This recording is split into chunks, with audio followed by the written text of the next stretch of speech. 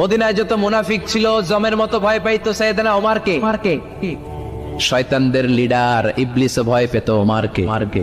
বিশ্বনবী বলেন ওয়াল্লাযী নাফসি বিয়াদিহি, ওমর ওই সত্তার কসম যেই সত্তার হাতে আমার আত্মা, মা লাকিয়াকা শাইতানু সালিকান ফাজ্জান ইল্লা সালাকা ফাজ্জান গায়রা ফাজ্জিক। ওরে ওমর, শয়তান যদি তোমারে কোনো রাস্তায় দেখে, ইবলিস যদি তোমারে কোনো রাস্তা দিয়ে হাঁটতে দেখে, ইবলিস ওই রাস্তা রেখে দিয়ে অন্য রাস্তা দিয়ে হাঁটে। ইবলিসও সাইয়েদনা ওমর ফারুককে দেখলে, এই রাস্তা দিয়ে দেখলে ওর বাপের কি জীবনে এই রাস্তা দিয়ে হাঁটবেন, এই রাস্তা থুইয়া ওই আরেক রাস্তা ধরবে, চিল্লায় পড়েন আল্লাহু আকবার। কাফেররা ভয় পেত, মুনাফিকরা ভয় পেত, শয়তান ভয় পেত, এমনকি বিশ্বনবীর বিবিরাও ভয় পেত। সুবহানাল্লাহ পড়েন। বিশ্বনবীর বিবিরা বিশ্বনবীরে ধরলেন, আমার এইটা কিনা দেন, ওইটা দেন। বিশ্বনবী কয় টাকা নাই, ক্ষমতা নাই, সামর্থ্য নাই, বেশি কথা কইলে তালাক নিয়ে যাও, তোমাদের চেয়েও সুন্দরী অনেক সতী সাধবী নারী আল্লাহ ব্যবস্থা করে দিবে। বিবিরা মাঝে মাঝে খুনসুটি করতো, নবীরে ধরতো, এইটা নাই ওইটা নাই, এটা দেয়। একবার সব বিবিরা টাইট করে ধরছে, ও নবী আয়েশার ঘরে যেদিন থাকেন সাহাবারা বেশি হাদিয়া পাঠায় কেন, আমাদের ঘরে যেদিন থাকেন পাঠায় না কেন? কালকে জুমার নামাজের পরে ঘোষণা দিবেন সবার ঘরে সমান সমান হাদিয়া। নবী কয় আমি হাইতান্ন। ও মিয়া, কে হাদিয়া দিবে, কটুক দিবে, এটা কি ইমাম সাহেবের কাজ? ইমাম সাহেবের বাসায় কে কোন দিন কি খাওয়াবে, কি গিফট দিবে, এটা তো কে যে গিফট দিবে তার ব্যাপার। বিশ্বনবী বললেন আবু বকরকে সবাই ভালোবাসে, তাই আবু বকরের মেয়ের ঘরে যেদিন আমার ডেট পরে থাকার সময়, ওই দিন হয়তো বেশি হাদিয়া পাঠায়, তোমাদের ঘরে পাঠায় না, আমার বলার কোনো সুযোগ। বিবিরা কয় না, আপনারে বলতেই হবে। নবী কয় আমি পারবো না। বিবিরা কয় পারবেন। ইন দ্য মিন টাইম দরজার উপর থেকে কে যেন সালাম দিল, আসসালামু আলাইকুম ওয়া রাহমাতুল্লাহ। বিশ্বনবী বললেন ওয়া আলাইকুম আসসালাম। বিশ্বনবী বুঝতে পারলেন সালামটা আমার ওমরের সালাম।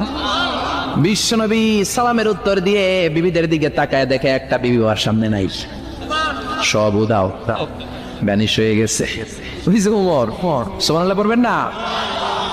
এই জন্য ওমরকে শয়তানও ভয় পেত। আমাদের বাচ্চাদেরকে, আমার মেয়ে একটা মাত্র মেয়ে, খাইতে চায় না, শুধু আমার মেয়ে না, অধিকাংশ বাচ্চাদের এই অবস্থা। ওর আম্মু এদিক দিয়ে খাওয়ায়, আবার দৌড় দেয়, আবার আমি খাওয়াই, আবার কান্নাকাটি করে, বলে গল্প শোনাও, তাইলে খাবো। এখন গল্প শোনাইলেও খায় না। বর্তমান সময়ের ছেলে মেয়েগুলো এরকম, এত জ্বালাতন করে, খেতে চায় না তো বলতে হয় বাঘ আসবে, বাঘ, সিংহ আসবে, সিংহ মামা আসবে, ঘুমাও। এগুলো আমরা বলি না? বড় দোষী তারা কি বলেন? বাচ্চা যদি না ঘুমায়, না খাইতে চায়, এগুলোই তো বলে। বাঘ আসবে, বিড়াল আসবে। মদিনাতে ওমরে ফারুক যখন খলিফা, মদিনার কোন বাচ্চারা যদি না খেতে চাইতো, না ঘুমাইতে চাইতো, মদিনার মায়েরা বলতো তাড়াতাড়ি ঘুমাও, ওই যে ওমর আসতেছে, ওমর। আল্লাহু আকবার। কি শাসক ছিলেন সাইয়েদনা ওমর! সবাই সমান, ওনার বিধান, ওনার রীতি সবার জন্য সমান। মদ খাওয়ার অপরাধে নিজের কলিজার টুকরা ছেলে আবু শাহমাকে 80টা বেত মেরেছে। হাদিসটা দাঈফ, তবে শিক্ষা আছে আমাদের জন্য। 80টা বেত মেরেছে। এক রাতে পাওয়া যায় বেত মেরে ছেলেটাকে আহত করে ফেলেছে, আর এক রাতে পাওয়া যায় পিটাতে ছেলেটাকে দুনিয়া থেকে শেষ করে ফেলেছে। ছেলের মুখে গন্ধ পেয়েছে। আর শারিবতা খামরান, কিরে মদ খাইছস? না বাবা, শারিবতু নাবিজ, আমি নাবিজ খেয়েছি। নাবিজ খাওয়া যায়। নাবিজ হচ্ছে রাতের বেলা আরবরা দুধের মধ্যে শক্ত ফুরমা ছেড়ে দেয়। 1 কেজি দুধের মধ্যে 10টা শক্ত খুরমা ছেড়ে দিলে সকালবেলা দুধের কালারটা সাদা থাকে না, শক্ত খুরমার রস টেনে ওটা লাল হয়ে যায়, খেতে বড় মজা। এটাকে বলে নাবিজ। কিন্তু সকালেই খেতে হবে। ওইটারে যদি 3 দিন জমায় রাখেন, 4 দিন জমায় রাখেন, ওইটাও গাঞ্জা হয়ে যাবে, ওইটাও তারি হয়ে যায়, মদ হয়ে যায়। সাইয়েদনা ওমরের ছেলে এই কাজ করেছেন, একটু তারির স্বাদ নেয়ার জন্য 4 দিন রেখে দিয়েছে। সাইয়েদনা ওমর বললেন কি খাইছস? কয় মদ খাই নাই। নাবিজ খাইছস? এদিকে আয়। ইফতাহ ফামাক, মুখ খোল।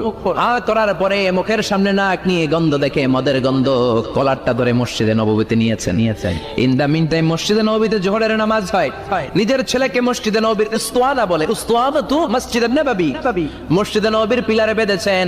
যেহেতু উনি খলিফা, মসজিদে নববীর ইমাম, জোহরের নামাজের ইমামতি করলেন। সালাম ফিরালেন, আসসালামু আলাইকুম ওয়া রাহমাতুল্লাহ, আসসালামু আলাইকুম ওয়া রাহমাতুল্লাহ। সালামের পর বললেন মাকানাকুম ইনদানা হাদ, সুন্নতের পর বসে যাবেন, আমাদের একটা হদ আছে। আল্লাহর দেয়া যে বিধান, বিচার, এটাকে আরবিতে বলে হাদ, প্লুরাল হচ্ছে হুদুদ। আমাদের হুদুদ আছে, মানে গুরুদণ্ড আছে। বসবেন। হাজার মানুষ সবাই ওযু করে যখন ঢুকতেছিল, দেখে আবু শামা পিলারে বাঁধা। সবাই তো আশ্চর্য, কি আজীব তামাশা, প্রেসিডেন্টের পোলা বাথা। নামাজের পরে বাইরে আসার পরে হাজার হাজার মানুষ তাকিয়ে আছে, কানাঘুষা শুরু হয়ে যায়। সবাই বলে কি হয়েছে? ওমর কয় আমার টানাটানি করা যাবে না, এই যে থামেন থামেন থামেন, এখন টানলে কি হবে আমি জানি, খুব বিশৃঙ্খলা হবে, দাঁড়াই শোনেন, দাঁড়াই শুনলে ডবল সওয়াব, আমি চলে গেলে এরপর আপনারা টানাটানি করে ঢুকে। কথা শুনতেছেন তো? মনোযোগ আছে? লোকদের মধ্যে কানাঘোষা, প্রেসিডেন্টের ছেলে, কেউ কয় ওমর মনে হয় মারবে না, যেহেতু নিজের ছেলে তো একটু ধমকি দিয়ে ছেড়ে দিয়ে।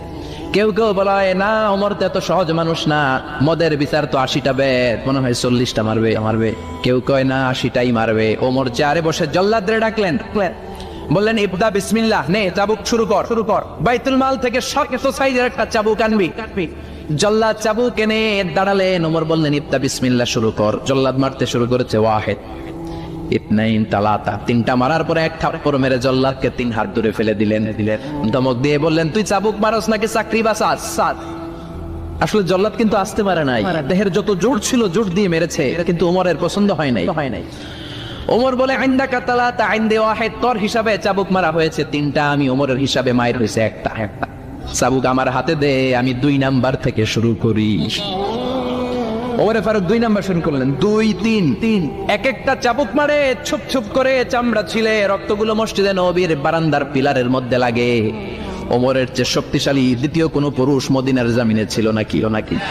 ওমরের হাতের মাইর।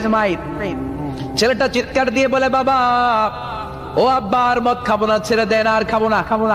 মদ তো আমি খাই নাই, আমি খেয়েছি না বিষ, 3-4 দিন রাখার কারণে একটু মাতলামি হয়েছে আমার। আব্বা এবারের জন্য ছেড়ে দেন, আর খাবো না। ওমরের কঠোর হৃদয়ে কোনো দয়া মায়া আসনা, মারতে লাগলেন। এবার আবু শাহামার মা ওমরের বউ পায়ের মধ্যে ওমরের পায়ে পড়ে ডেকে বলে, ওমর, আমার কলিজার টুকরা ছেলেটারে মারিস না। 30টা বাড়ি মারা হয়েছে, আর বাকি 50টা বাড়ির জন্য এক একটা চাবুকের বিনিময়ে আমি এক একটা ওট আল্লাহর রাস্তায় সদকা করবো রে ওমর। সাইয়েদনা ওমর বলে, আরে নিয়ে যাও। আবু শাহামার মা ওট দিয়ে আল্লাহর জাইন চাবুকের বাড়ি থেকে একটা বাড়িও কমানো যাবে না, 80টা বাড়ি দেয়া পর্যন্ত পৃথিবীর কোন শক্তি আবু শাহামারে আমার হাত থেকে ছুটাতে পারবে না। আবু শাহামার মা কাঁদতে লাগলো। ওমরের মনে দয়া মায়া হয় না। 40টা বাড়ি মারার পরে ছেলে বেহুশ, 50টা মারার পরে আবু শাহামা দুনিয়া থেকে শেষ। সবাই নিস্তব্ধ নীরবতা, পিন ড্রপ সাইলেন্স, পিনপতন নীরবতা। রাগে তখনও গড়গড় করছে ওমর। সাইয়েদনা ওমর বললেন, গোসল দে, জানাজা দে, কবর দেওয়ার পরে ওই কবরের উপর 51 নাম্বার থেকে মারা শুরু করলেন। 52, 53, 60টা, 70টা, 80টা চাবুকের বাড়ি কবরের মধ্যে বিশাল বড় বাড়ি মেরে আঘাত করে আল্লাহরে ডেকে বললেন, আল্লাহ, আমার ছেলে হওয়ার কারণে, প্রেসিডেন্টের ছেলে হওয়ার কারণে আমি পার্সিয়ালিটি করি নাই, একটা চাবুকের বাড়িও কম দেই নাই। কিয়ামতের দিন তুমি আমারে জালিমদের কাতারে দাঁড় করাতে পারবা না। আল্লাহু আকবার। ওই ওমরের শাসন যদি দেশে থাকতো, দেশটারে মদিনা বানাইতো কে? এখন রিকশাওয়ালার পোলার জন্য এক নিয়ম, প্রধানমন্ত্রীর পোলার জন্য আরেক নিয়ম, কুলিওয়ালা ঠেলাওয়ালার জন্য এক নিয়ম, প্রেসিডেন্টের মেয়ের জন্য আরেক নিয়ম। জোরে বলেন ঠিক কিনা? সবার জন্য যদি এক নিয়ম হতো, চুরি করলে যদি হাত কাটা হতো, জিনা করলে যদি পাথর মেরে গর্দানটা উড়িয়ে দেয়া যেত, বাংলার জমিনে আর কোনো চোর আর জিনাখোর পাওয়া যেত না। চুরি করলে হাত কাটো কার আইন? তবে এটা কলা চোর, মুরগি চোর, ডাব চোর, আম চোর না। যেই চোরগুলো একটা কলমের সিগনেচারের খোঁচায় দেশের 1000 কোটি টাকা মেরে দেয়, ওই চোরদের হাত আগে কাটতে হবে। যেরকম ঠিক কিনা? এক কলমের খোঁচায় শেয়ার বাজার খাইয়া ফেলায়, হলমার্ক খাইয়া ফেলায়, দেশের টাকা সুইজারল্যান্ডে পাঠায়, ওই চোরগুলার হাত। জোরে বলেন ঠিক কিনা? আল্লাহর দিন বাস্তবায়নে সবচেয়ে কঠোর সাহাবী ছিলেন ওমর। আবু বকর ছিলেন নরম, ওমরের মেজাজকে গরম বানাইছে কে? এই জন্য ইসলামের মধ্যে যেমনি সহনশীলতা আছে, আবার ইসলামের মধ্যে বিদ্রোহ আছে না নাই? ওই রকম একটা ওমরের দরকার, আমাদের বেশি চাই না। জোরে বলেন ঠিক কিনা? দাও খোদা দাও আমায় আবার ওমর দারাজ দিল, দাও খোদা দাও আমায় আবার ওমর দারাজ দিল। দাও আলীর মতো বীর সেনানি, আলীর মতো বীর সেনানি, জাগাতে নিখিল। দাও খোদা দাও আমায় আবার উমর দারাজ দিল। সুবহানাল্লাহ পড়েন। একটা উমর লাগবে, চিল্লায় বলেন কয়টা? ওই উমরের অপেক্ষায় বাংলাদেশ সহ গোটা মুসলিম উম্মাহ, ঠিক কি না? একটা উমরে যথেষ্ট। আমাদের সেন্ট্রাল লিডারশিপ নাই তো, আমাদের কি এদিকে লাথি মারলে আমরা ওইদিকে যাই, ওদিক থেকে গোতা মারলে আমরা এদিকে যাই? আমাদের রিপ্রেজেন্টেটিভ, আমাদের প্রতিনিধিত্ব করার মতো কোনো কেন্দ্রীয় লিডারশিপ নেতৃবৃন্দ গোটা বিশ্বে নাই, ঠিক কি না? আমরা সেই উমরে ফারুকের অপেক্ষায়, আমরা সেই ইমাম আল মাহদির অপেক্ষায়। এই উমরে ফারুক আমাদের মডেল, ঠিক কি না?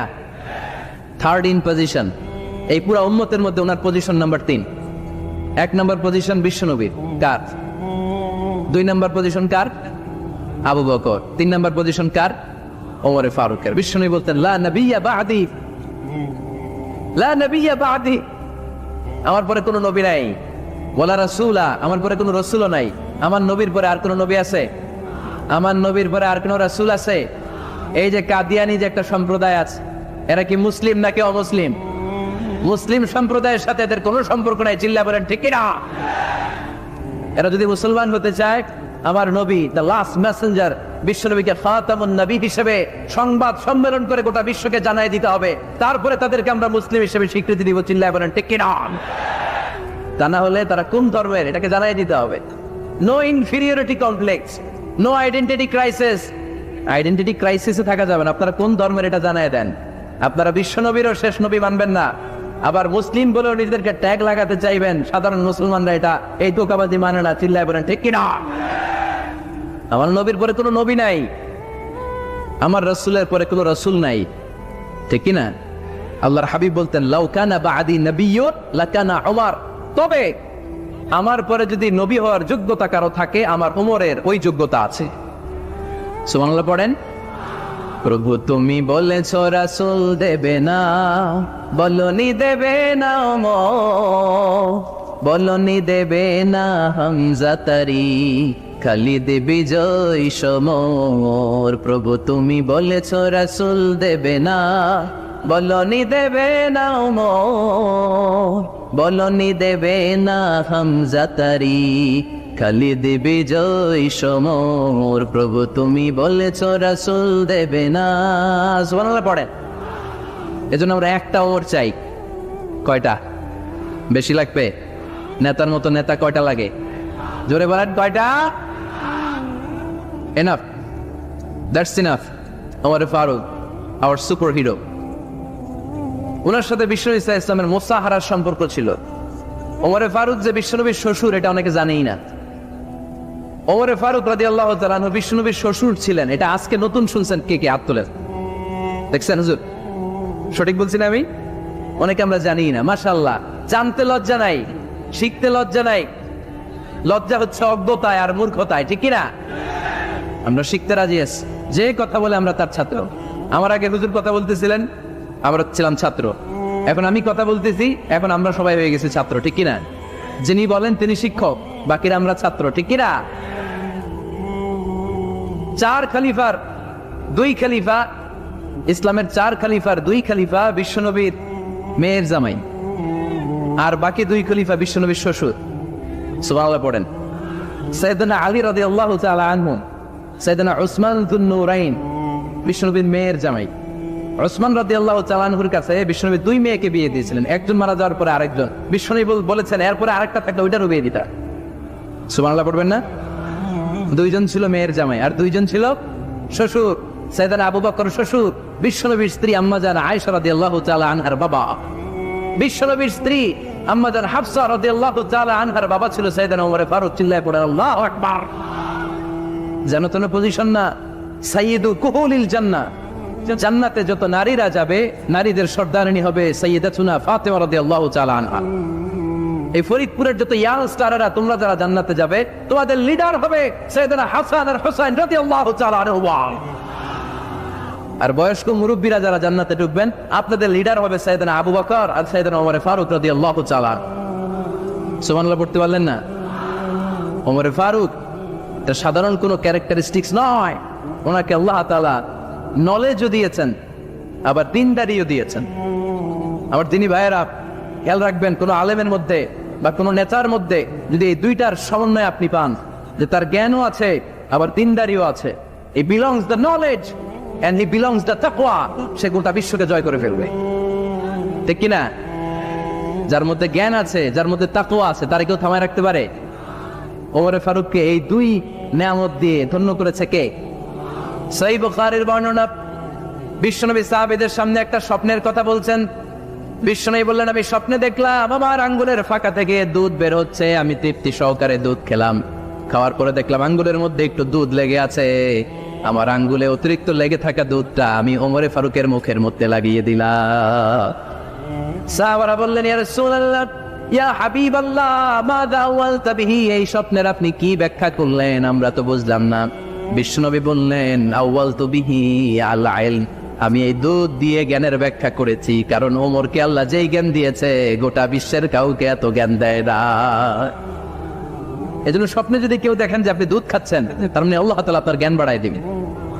ওমর ফারুককে দুধ খেয়ে অতিরিক্ত দুধের অংশটা বিশ্বনবী আবু বকর রাদিয়াল্লাহু তাআলা আনহুর মুখে দেন নাই, সাইয়েদনা উসমানের মুখে দেন নাই, আলী রাদিয়াল্লাহু তাআলা আনহুর মুখে দেন নাই। স্বপ্নে ওই অতিরিক্ত লেগে থাকা দুধটা বিশ্বনবী ওমর ফারুকের ঠোঁটের মধ্যে লাগিয়ে দিয়েছেন। এই হাদিস থেকে প্রমাণ হয় আল্লাহ তাআলা জ্ঞানের নেয়ামতে সাইয়েদনা ওমর ফারুককে ধন্য করেছেন। আবার বুখারীর বর্ণনা, বিশ্বনবী সাল্লাল্লাহু আলাইহি ওয়াসাল্লাম আরেকটা স্বপ্নের বর্ণনা দিচ্ছেন। তিনি বললেন, তোমাদের সবাইকে স্বপ্নে আমার সামনে দাঁড় করানো হলো, আমি দেখলাম তোমাদের কারো জুব্বা নাভি পর্যন্ত, কারো জুব্বা হাঁটু পর্যন্ত, কারো জুব্বা টাকনো পর্যন্ত। ওমরে ফারুককে যখন স্বপ্নে আমার সামনে দাঁড় করিয়ে দেয়া হলো, আমি দেখলাম ওমরের জুব্বা এত লম্বা, ওমর টেনে হিচড়ে তার জুব্বা নিয়ে সামনে হেঁটে যাচ্ছে। সাহাবারা বললেন, ফামাযা আওয়ালতা বিহি ইয়া রাসূলুল্লাহ, ও আল্লাহর রাসূল, এই স্বপ্ন দিয়ে আপনি কি বোঝাতে চাইলেন, আমরা কিছু বুঝলাম না। বিশ্বনবী বললেন, আওয়ালতু বিহি আদ-দীন, আমি এই হাদিসের দ্বারা দিনের ব্যাখ্যা করলাম, যার জামা যত লম্বা তার দিনদারি তত বেশি। সুবহানাল্লাহ, আসতে পড়েন। স্বপ্নে দেখলেন কোন সাহাবীর জুব্বা নাভি, কোন সাহাবীর হাঁটু, কারোটা টাকনু, কিন্তু ওমরে ফারুকের জুব্বা এত লম্বা, বাবু, তিনি তার জুব্বা টেনে হিচড়ে যাচ্ছেন। বিষ্ণুই বললেন, এটা দ্বারা আমি দিন, আমি তাকওয়া, দিনদারি, তাকওয়া, এটার ব্যাখ্যা করেছি। তার মানে ওমরে ফারুকের তাকওয়ার সামনে সব তাকওয়া পানি হয়ে যাবে। কারণ সুবহানাল্লাহ, আল্লাহ তাআলা সাইয়েদনা ওমরে ফারুককে দিনের জ্ঞান দিয়েছেন, তাকওয়া দিয়েছেন। যুবক ভাইরা, যাকে আল্লাহ তাআলা দিনের জ্ঞান দেয়, যাকে আল্লাহ তাআলা তাকওয়ার এই গুণ দিয়ে সমৃদ্ধ করে, তার জন্য গোটা বিশ্বের সব দরজাগুলোকে ওপেন করে দেয় কে? কত বড় মুত্তাকি ছিলেন সাইয়েদনা ওমরে ফারুক। মদিনার সমাজে কয়জন মুনাফিক ছিল বিশ্বনবী ছাড়া কেউ বলতে পারতেন না। বিশ্বনবী কোন সাহাবীকে মুনাফিকদের লিস্ট দিয়ে যান নাই, একজন সাহাবী ছাড়া। দেখি কেউ বলতে পারেন কিনা ওই সাহাবীর নাম? কি নাম? হুযায়ফা ইবনুল ইয়ামান রাদিয়াল্লাহু তাআলা আনহু। ওনাকে বলা হতো সাহিবু সিররি রাসূলিল্লাহ, আল্লাহ রাসূল সাল্লাল্লাহু আলাইহি ওয়াসাল্লামের গোপন তথ্যের ধারক বাহক। সুবহানাল্লাহ পড়বেন না? বিশ্বনবী ইন্তেকালের আগে মদিনার সমাজে মোট কয়জন মুনাফিক আছে, এই তথ্য আবু বকরকে বলেন নাই, ওমর রাদিয়াল্লাহু তাআলা আনহুকে বলেন নাই, উসমান রাদিয়াল্লাহু তাআলা আনহু, আলী রাদিয়াল্লাহু তাআলা আনহু, আশরাতুল মুবাশশিরিন বিল জান্নাহ কোন সাহাবীকে বলেন নাই। শুধুমাত্র কেবলমাত্র একমাত্র হুযায়ফা ইবনুল ইয়ামান রাদিয়াল্লাহু তাআলা আনহুর কাছে মুনাফিকদের লিস্টে বিশ্বনবী দিয়ে গিয়েছেন। সুবহানাল্লাহ পড়ে। মদিনায় কারা কারা মুনাফিক কেউ জানতো না, হুযায়ফা ছাড়া। কে ছাড়া? নামটা আজকে মুখস্থ করেন, যাতে অন্য কোনো ওয়াজে কেউ জিজ্ঞেস করলে বলতে পারেন। মুনাফিকদের লিস্ট যে সাহাবীর কাছে বিশ্বনবী দিয়ে গিয়েছিলেন, সাহাবীর নাম কি? নাম? নামটা কেমন লাগে? ভাল লাগে? অনেকে আমারে জিজ্ঞেস করে, হুজুর আমার ছেলে হবে আগামী মাসে, একটা নাম দেন। নাম দিয়ে দিলাম হুযায়ফা।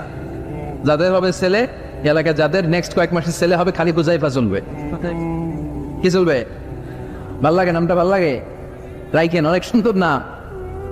উনি জানতেন মুনাফিক কারা। দেখেন ওমরে ফারুকের তাকওয়ার লেভেলটা কত হাই হাই। ওমরে ফারুক একদিন হুযায়ফা রাদিয়াল্লাহু তাআলা আনহুর কাছে গেলেন, যে বললেন, হুযায়ফা, বিশ্বনবী ইন্তেকালের আগে মুনাফিকদের নামের লিস্টটা কারো কাছে দেয় নাই, আমার জানা নাই, সাইয়েদনা আবু বকরের জানা নাই, কোন সাহাবীর জানা নাই তুমি ছাড়া। আমি তোমার কাছে জানতে চাই, আমি ওমরের নামটা ওই মুনাফিকদের খাতায় আছে কিনা আমার একটু বলো। আমার ওমরের নামটা ওই মুনাফিকদের লিস্টিতে একটু আছে কিনা নামটা একটু বলো। যদি থাকে আমি ভালো হয়ে যাব। আমি নেফাকি দূর করে পাক্কা মুমিন হতে চাই। আমার নাম যদি মুনাফিকের লিস্টে থাকে আমি তো শেষ। হুযায়ফা চোখের পানি ছেড়ে দিয়ে বলে, আমিরুল মুমিনিন, কেমন প্রশ্ন করলেন আপনি? আপনি বিশ্বনবীর শ্বশুর, এই উম্মতে আপনার পজিশন 3 নাম্বার। আপনারে মুনাফিকরা ভয় পায়, শয়তান আপনারে ভয় পায়। আপনি জান্নাতে সব বয়স্ক লোকদেরকে নিয়ে জান্নাতের মধ্যে আগে আগে ঢুকবেন, কেমন করে মুনাফিকদের কাতারে আপনার নাম থাকতে পারে? ওমর সুবহানাল্লাহ পড়ে। কি বিনয়ী, কি তাকওয়া। হুযায়ফাকে যে ধরতেন, হুযায়ফা একটু বলো না আমার নামটা মুনাফিকদের লিস্টিতে আছে কিনা। ওমরে ফারুকের যদি এই টেনশন থাকে যে আমি মুনাফিক হয়ে গেলাম কিনা, আমাদের এই টেনশন থাকার দরকার আছে না নাই? হ্যাঁ, যেন সব সময় আল্লাহর কাছে দোয়া করতে হবে, আল্লাহ তুমি নেফাকি থেকে আমাদেরকে বাঁচাও। আরো জোরে পড়েন আমিন।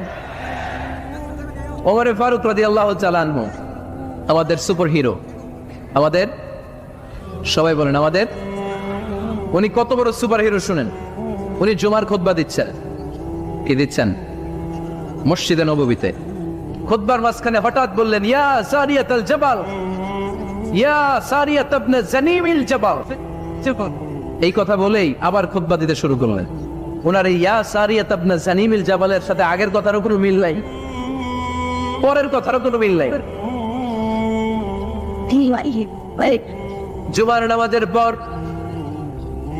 মুসল্লি সাহাবারা ধরলেন, বললেন, ইয়া আমিরাল মুমিনিন। খুতবার মাঝখানে হঠাৎ করে ইয়া সারিয়াত ইবনে জানিমিল জাবাল বলে আপনি চিৎকার করলেন কেন? আপনার এই বাক্যের সাথে আপনার খুতবার আগের বাক্যের কোনো মিল নাই, আপনার খুতবার পরের বাক্যেরও কোনো মিল নাই। এই কথা আপনি কারে বললেন, কারে উদ্দেশ্য করে বললেন? এই কথার তাৎপর্য কি আমাদেরকে বুঝিয়ে বলেন।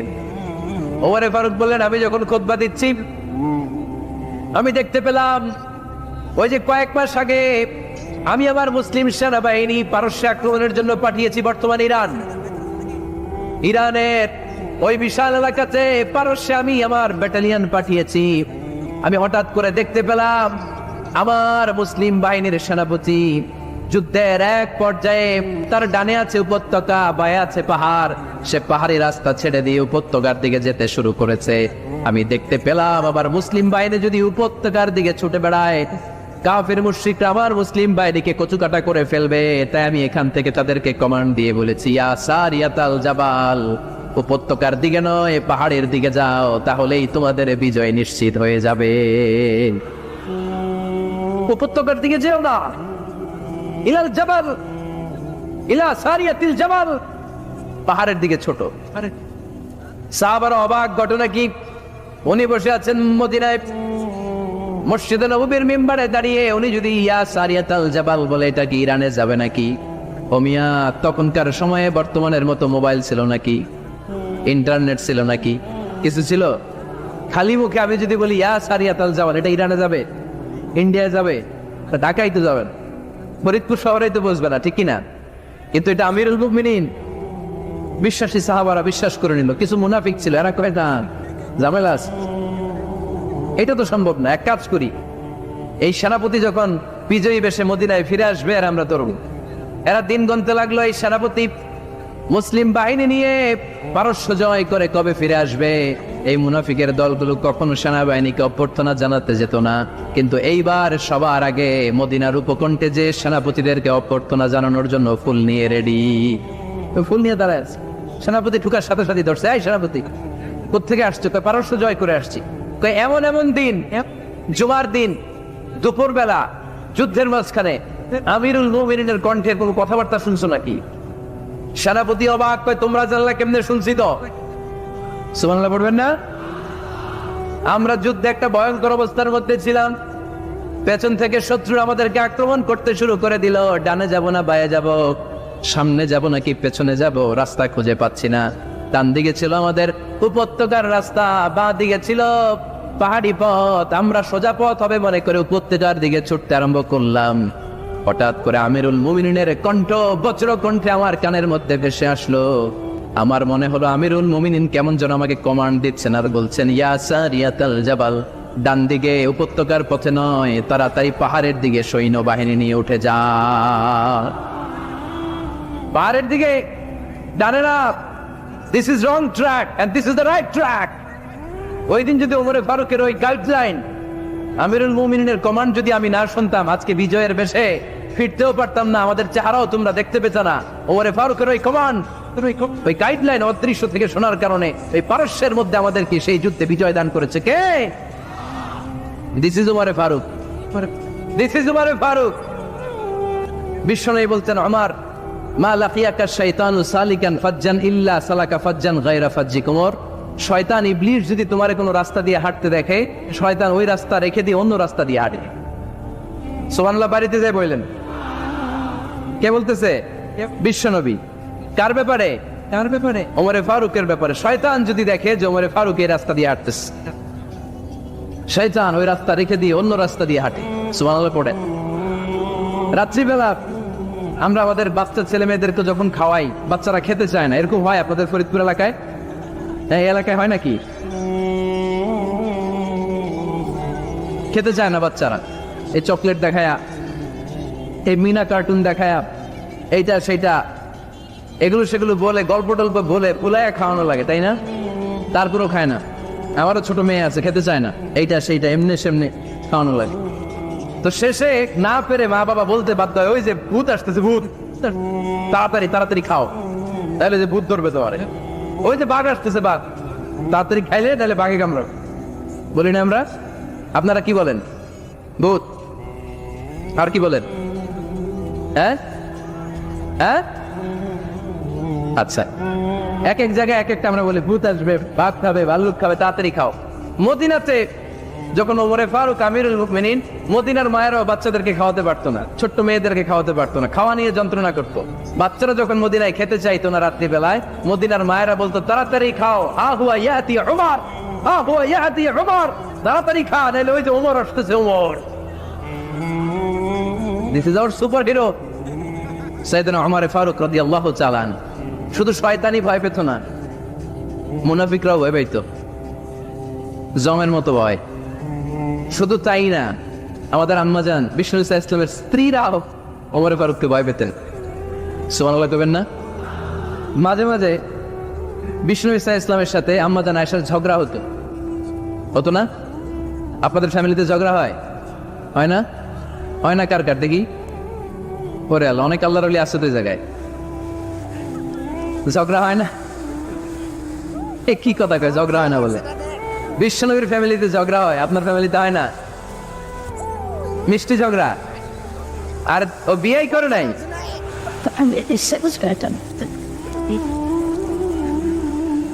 ঝগড়া তো হবেই। দাম্পত্য জীবনের মজাটাই তো এখানে, কখনো ঝগড়া, কখনো আনন্দ, একটু বৃষ্টি, একটু রোদ, একটু হাসি, একটু কান্না, ভালো লাগে, ভালোবাসা শেয়ার করে নেয়া, মিলেমিশে একাকার হয়ে যাও, ঠিক কিনা? তো আল্লাহর হাবিব সাল্লাল্লাহু আলাইহি ওয়াসাল্লামের সাথে আম্মাজান আয়েশার ঝগড়া হতো। তো একদিন ঝগড়া হয়ে দুইজন রেগে আছে, খবরদার দুইজন রেগে থাকবেন না, আবার একজন রাখলে আরেকজন থেমে যাবেন, কারণ এই ছোট্ট ঝগড়া থেকে এটা অনেক সময় বিচ্ছেদের দিকে গড়ায়। আমার প্রিয় ফরিদপুরবাসী, ভাবি রেগে গেলে আপনি রাইগেন না, ওই দিন আপনি একটু ঠান্ডা থাকেন। আবার আপনি রেগে গেলে, আমার মাইকের আওয়াজ যদি ভাবিরা শুনেন, আপনারা রেগে যায় না, একটু ঠান্ডা থাকবে। দুইজনে রেগে গেলে তো তৃতীয় বিশ্বযুদ্ধ শুরু হবে, তাই না? একজন রেগে গেলে আরেকজন ঠান্ডা, কারণ এই সামান্য ঝগড়া থেকে ইগোর কারণে এটা বিচ্ছেদ আর ডিভোর্স পর্যন্ত গড়ায়। আর শয়তান এখানে ফুসকানি দেয়, কারণ ইমানদারদের ফ্যামিলি ভাঙতে পারলে শয়তান সবচেয়ে বড় খুশি হয়, আর ইমানদারদের ফ্যামিলি টিকে থাকলে খুশি হয়ে যায় কে? আম্মাজান আয়েশা রাদিয়াল্লাহু তাআলা আনহার সাথে বিষ্ণু ইসলামের ঝগড়া হতো মাঝে মাঝে। একবার ঝগড়া হলো, বিষ্ণু ইসলাম রাগ, আম্মাজান আয়েশাও রাগ। বিষ্ণু বললেন, আয়েশা, ঝগড়া করে আর কতক্ষণ থাকবো, আসো মিটমাট করি। আয়েশা রাদিয়াল্লাহু বললেন, ঠিক আছে, মিটমাট করবো। তো বিষ্ণু ইসলাম বললেন, মিটমাটের জন্য কারে ডাকবো? ওমরে ডাকি। কয় না, ওমরে না, ওমর গালিজ, ওমর তো অনেক রাগে, আমার ডর লাগে। তাহলে তোমার আব্বারে ডাকি। ডাকি কি খুশি? মেয়েদের মধ্যে অভ্যস্ত আসলে নাই। তাহলে তোমার আব্বারে ডাকেন, ডেকে নিয়ে আসা হলো।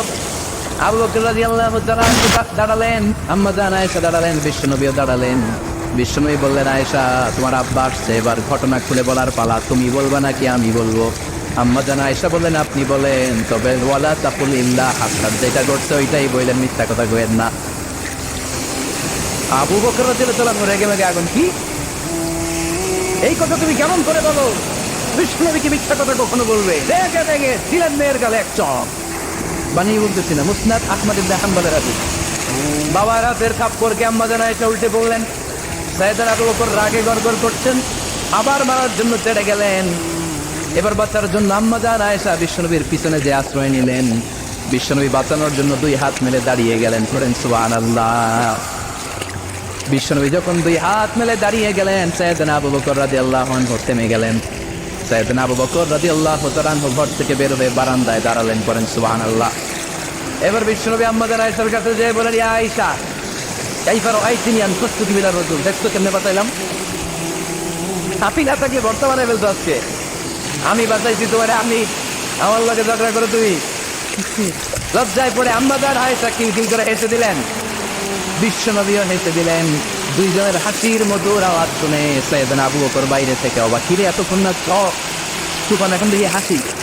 সালাম দিয়ে অনুমতি নিয়ে ভিতরে ঢুকলেন। ঢুকে দেখেন আম্মা জান আয়েশাও হাসে, বিশ্বনবীও হাসে। এ হাসি দেখে আবু বকর রাদিয়াল্লাহু আনহু হেসে দিলেন। আরশের উপর থেকে খুশি হয়ে গেলেন কে? এবার সাইয়েদনা আবু বকর রাদিয়াল্লাহু তাআলা আনহু বললেন, ইয়া রাসূলুল্লাহ আশরিকানি ফি সিলমিকুমা কামা আশরাকতুমানি ফি হারবিকুমা। ও নবী, যুদ্ধ লাগলে, দুইজন যুদ্ধ লাগলে মীমাংসার জন্য যেমনি আমারে ডাকেন, এরকম হাসি আর আনন্দের মুহূর্তেও আমার একটু ডাইকেন। আশরিকানি ফি সিলমিকুমা কামা আশরাকতুমানি ফি হারবিকুমা। তবে আপনাদের মধ্যে ঝগড়া লাগলে সন্ধি করার জন্য আমারে যেমনি ডাকেন, আপনাদের হাসি খুশি আনন্দ খুনসুটি এই মজাদার মুহূর্তগুলোতে আমার বঞ্চিত রাইকেন না, আমার একটু ডাইকেন। সুবহানাল্লাহ পড়েন।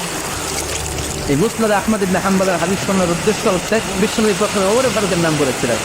সাইয়েদনা আয়েশা বলে, না আমি ডরাই, হাইবাত, দিস ইজ কল্ড হাইবাত ওয়া আমা।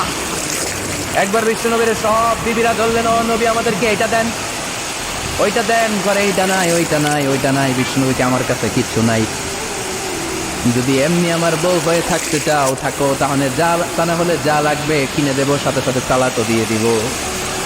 কিছু দিতে পারবো না, আমার নাই তো, সমস্যা নাই। কিন্তু বিবিরাও ছাড়া না, এটা দেন ওইটা দেন। বিশ্বনবী রহমতের নবী, বিবিদেরকে বোঝাতেও পারেন না। বিবিরা আফতার করতেছে, নবী এটা লাগবে ওইটা লাগবে। ইন দ্য মিন টাইম বিশ্বনবী একজনের সালাম শুনতে পেলেন। কে যেন দরজায় দাঁড়িয়ে বলতেছে, আসসালামু আলাইকুম। বিশ্বনবী দরজার দিকে তাকালেন, তাকিয়ে বললেন, ওয়া আলাইকুম আসসালাম। আর বুঝতে পারলেন এটা আমার ওমরের সালাম। সালাম দেওয়ার পরে বিবিদের দিকে তাকায় দেখে একজন বিবিও নাই, সব অন্দর মহলের ভিতরে দৌড়। সুবহানাল্লাহ বলতে পারলেন না? This is our super hero Omar. এরকম ওমর একটা লাগবে, চিল্লায় বলেন কয়টা? একটা ওমর গোটা বিশ্বকে সোজা করে দিবে। একটা ওমর সবল আর দুর্বলের পার্থক্য দূর করে দিবে, মসজিদের উপর জালিমের অত্যাচারের অবসান ঘটায় দিবে, গোটা বিশ্বটাকে সাম্য, মৈত্রী, ভালোবাসার ইনসাফ দিয়ে পরিপূর্ণ করে দিবে। সেই ওমরের অপেক্ষায় আমরা। নিজের ছেলেকে 80টা বেত মেরেছেন। কয়টা? 80টা বেত মেরেছে। এই ব্যাপারে অনেকগুলো বর্ণনা পাওয়া যায়। সবচেয়ে সহিহ বর্ণনা হচ্ছে মুয়াত্তা ইমাম মালিকের বর্ণনা। ওমর ফারুক রাদিয়াল্লাহু তাআলা আনহুর ছেলে আব্দুর রহমান মারুফুন বিআবি শাহমা ছিলেন মিশরে। ওখানে নাবিজ খেয়েছিলেন। নাবিজ হচ্ছে আরব দেশের লোকেরা দুধের মধ্যে শক্ত খুরমা রাত্রেবেলা ঢেলে দিত। ঢেলে দিলে সারা রাত ওই খুরমার রসটা দুধের সাথে মিশে দুধটা লাল হয়ে যেত। এটাতে সকালবেলা খেত, খুব সুস্বাদু, এটাকে বলে নাবিজ। কিন্তু এটা রাতে ভিজাইলে সকালেই খাইতে হয়, রেখে দিলে আবার একটু সমস্যা হয়, এটা একটা তারির মতো হয়ে যায়, মাতলামি চলে আসে। তো ওরে ফারুকের ছেলে নাবিজ খেয়েছেন, মদ খাননি, নাবিজ। কিন্তু নাবিজ খাওয়াতে সাকরান চলে এসেছে। সাকরান চলে আসাতে এটা যখন প্রমাণিত হয়েছে, আমর ইবনে আস রাদিয়াল্লাহু তাআলা আনহু ওনাকে 80 বেত মেরেছেন মিশরে। কয় বেত? নিয়ম হচ্ছে সবার সামনে, কিন্তু সবার সামনে না মেরে একটু গোপনে মেরেছে। এই তথ্য যখন ওমর ফারুকের কাছে এসেছে, উনি বললেন, না, মারতে হবে সবার সামনে, আলাদা মারলা কেন? ও মদিনায় ফিরে আসলে আমি আবার 80টা মারব। মদিনায় ফিরে আসার পরে সাইয়েদনা ওমর ফারুক ওই আগের 80টারে আর ধরেন নাই, নিজ হাতে আবার 80টা বেত মেরেছেন। এই বেত মারার 1 মাস পরে এই আবু শামা ইন্তেকাল করেছে। অনেক ঐতিহাসিক বলে এই বেতের আঘাতে মরেছে, কেউ কেউ বলেছে নিজের রোগের কারণে মরেছে।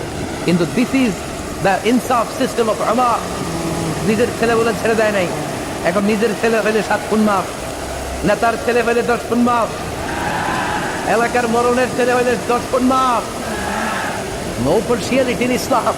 ইসলামে পার্সিয়ালিটি নাই। আপনি নেতার ছেলে হন, আপনি বিজনেস ম্যাগনেটের ছেলে হন, আপনি যেই হন না কেন, ইসলামের দৃষ্টিতে সবাই সমান। চিল্লায় বলেন ঠিক কিনা?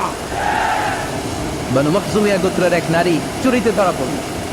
সাহাবারা বললেন, নবী, মদিনার সবচেয়ে ভেরি প্রেস্টিজিয়াস এন্ড ডিগনিফাইড ফ্যামিলির মেয়ে, আপনি হাত কাটেন না, কারণ ইসলামের নিয়ম চুরি করলে কি কেটে দাও? বিষ্ণু বললেন, বলো কি হাত না কাটার জন্য তোমরা আমাকে রেকমেন্ড করছো? এটা আল্লাহর আইন, পৃথিবীর কেউ রেকমেন্ড করলো শোনার ক্ষমতা আমার নাই, কারণ আইনটা দিয়েছে কে? লাউ কানাত ফাতিমাতু বিনতি মুহাম্মাদিন সারাকাত লাকাতা মুহাম্মাদুন ইয়াদাহা। আরে বনু মখজুমিয়া মেয়ে তো দূরের কথা, আমার কলিজার টুকরা ফাতেমাও যদি আজ চুরিতে ধরা পড়তো, তার হাত কেটে দিতে আমি 1 মিনিটও দেরি করতাম না। দিস ইজ ইসলাম। এই হচ্ছে উমরে ফারুকের মানাকিব। এরকম উমরে ফারুক কয়টা লাগবে? আওয়াজ করে বলতে হবে, কয়টা লাগবে?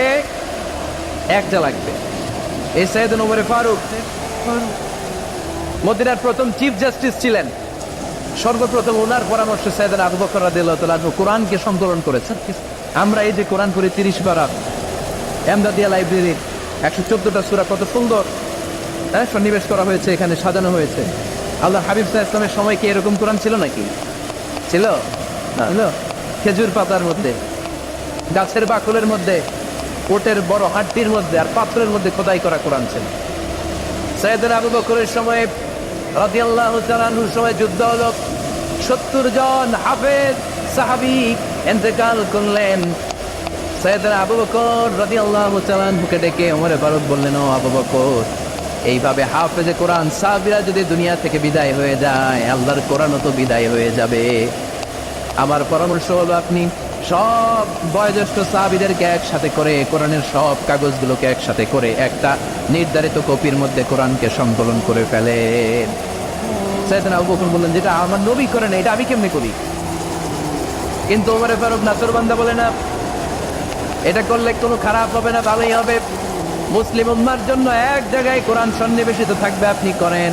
সাইয়েদনা আবু বকর রাজি হয় না, ওমরে ফারুকও ছাড়ে না।